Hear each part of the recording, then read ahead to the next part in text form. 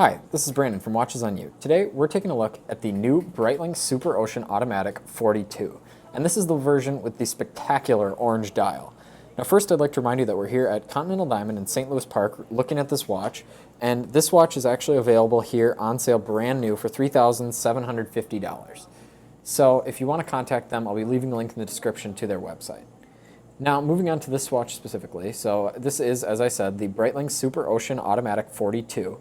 And it is a new release, so there are some differentiating factors between this and the previous model.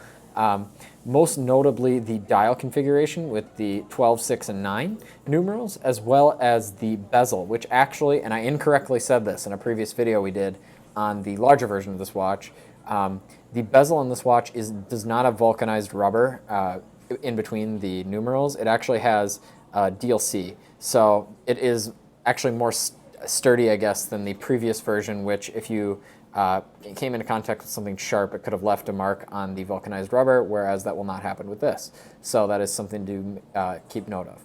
Now moving into that beautiful dial, not only do you have the large classic looking 12, 6, and 9 numerals, you also have these grayed hands that look fantastic and blend very nicely with the orange background, in addition to a nice red pip on the seconds hand. So this watch is extremely legible. There's a ton of lume on the watch, and it would make this watch an excellent choice for any diver. Also, the 42mm size is a little bit reserved for Breitling, and I kind of like that. I think that typical kind of Omega Seamaster wearers might end up purchasing this watch for that reason. So getting into the movement of this watch, it's got an ETA-based 2824 movement. It is a chronometer grade version though, so it does have that watchmaking pedigree.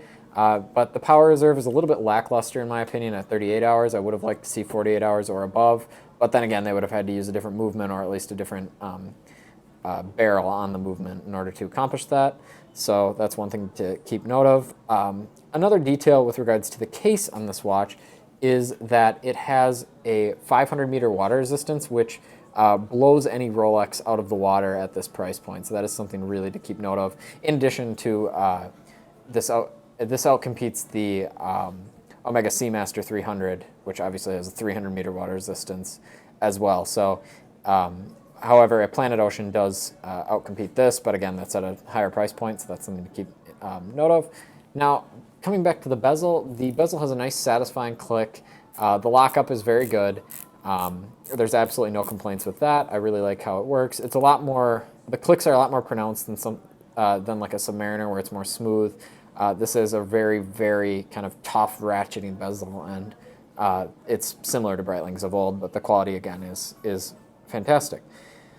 So now I'll move on to a wrist shot of this piece. So this one is seen on the nice rubber strap with the deployant clasp. Now this deployant clasp is kind of special in that it has a easy adjust system. It does not have a diver's extension, but you really wouldn't need that with this adjustment system because you can adjust it very significantly, and if you needed to kind of customize the strap, it can be cut down.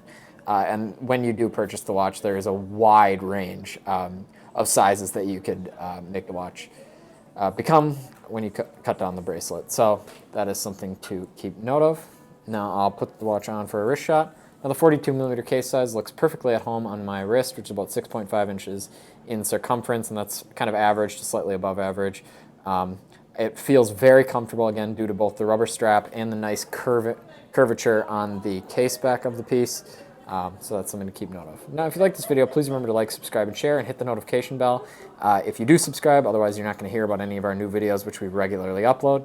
So thank you for watching this video, and remember, we're at Continental Diamond in St. Louis Park, Minnesota. Thanks.